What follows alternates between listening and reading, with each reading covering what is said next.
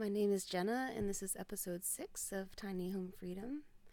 And I've spent quite a bit of time. It's been almost a week since the last video that I put up, and or maybe about a week. And I've been working a lot on putting together a Patreon page for Tiny Home Freedom, which is something I'm excited about. Like, if possible, I would like to rely on people helping through Patreon instead of relying on businesses being sponsors for having the means to build the tiny house on wheels. So we'll see how that goes.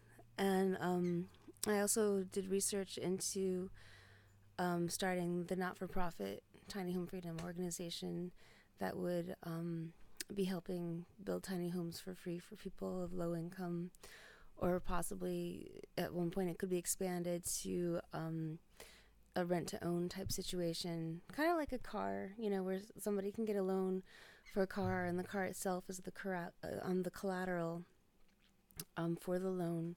It could be possible to have a loan for people to build a tiny house on wheels, and the tiny house on wheels itself is the collateral in case they don't, for some reason keep up with the payments. But that's all, stuff that will be developed a little at a time. The one thing I did learn for New York State, I'm not sure if it's the same for every state, but at least for New York State, in order to start a not-for-profit organization, it has to have 3 directors, and right now there's only me. So that's going to take some time of finding 2 other people that are interested in helping with tiny homes for people in need. Because I was kind of thinking of starting the not-for-profit right away, rather than waiting until there's like a surplus of income from the Patreon page to start the not-for-profit. And also there's like about a mile down the road from my house is a business. It's called Just Because. And then the subtitle, like blazed on the building, is not-for-profit development center. I think it is not-for-profit development center is what it says, and its actual name is Just Because, which I think is very catchy, and I love that it's like a mile down the road from my house. Ithaca's great. I love how Ithaca has things like that. So I was thinking maybe sometime in the upcoming week or so, I would stop in and see in what way they might be able to help out with starting the Tiny Home Freedom not-for-profit organization to help people have tiny homes. So yeah, it's a organic process in a way, of kind of experimenting and trying out ideas and seeing what works and what doesn't in terms of developing the Patreon page and like deciding what resources would be best for help with building the tiny house on wheels. And I really would prefer to rely on people. And I'm planning on including a lot of good information in these videos for anyone that's interested in building a tiny home for themselves. Like, for example, I'm gathering together the information about, it's like it can't be wider than 8 feet 6 inches in order to be on the road without a special permit. And I believe it's 13 feet is the maximum height.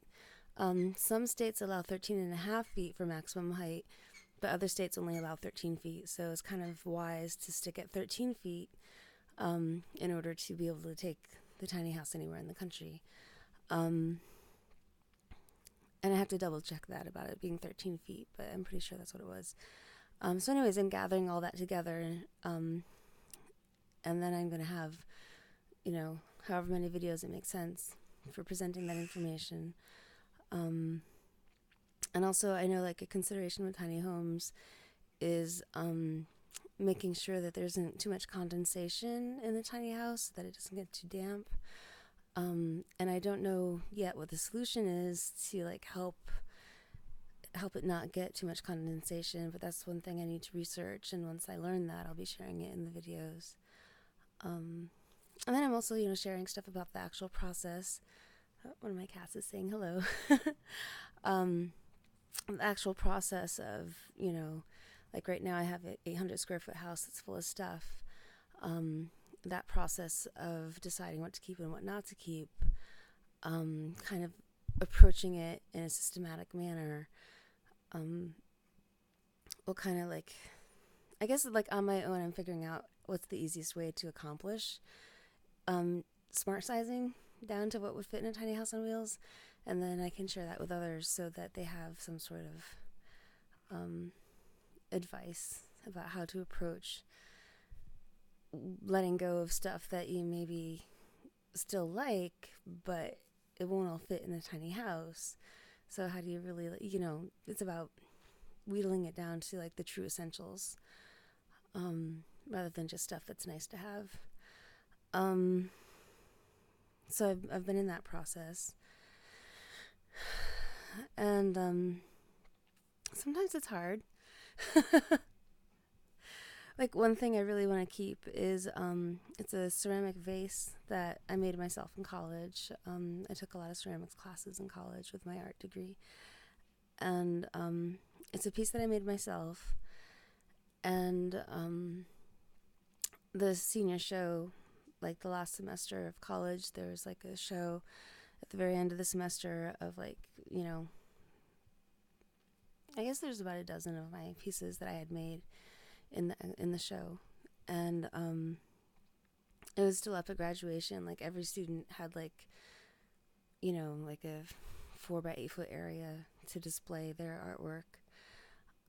So after graduation, I brought my family, like my mom, my dad, my second stepfather, my grandparents, my brother, to see this show. And then I had each one of them pick out a piece to keep.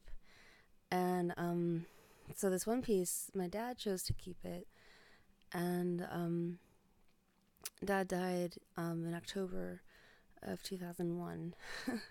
So the ceramics piece that he had chosen to keep, that I had made, we ended up using it to spread his ashes, because he wanted to be buried in the woods that has been in the family for like 3 or 4 generations. But the technicalities, like the legalities of actually burying someone on private property is like very restrictive, and so we decided to cremate him so we could spread his ashes in the woods, and that was the best way to meet his wish. So so I did the pouring of his ashes in the woods with that ceramics piece that I had made. And so it's like, that's a object that technically could be used to hold flowers, but I would never want to do that with it. So it's rather large. It was like 18 inches high and about 1 foot wide. So that's something that I would like to keep in my tiny house, even though it's like doesn't really serve any purpose. But it's very sentimental to me.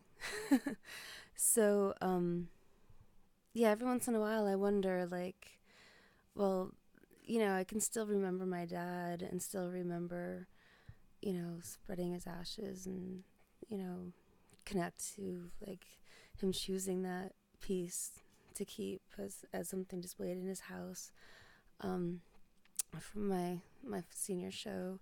Like I can remember all of those things without having the actual object. But at least for now, I would like to still have the actual object. Someday maybe I'll feel that I don't need to have the object in order to have that connection to those memories.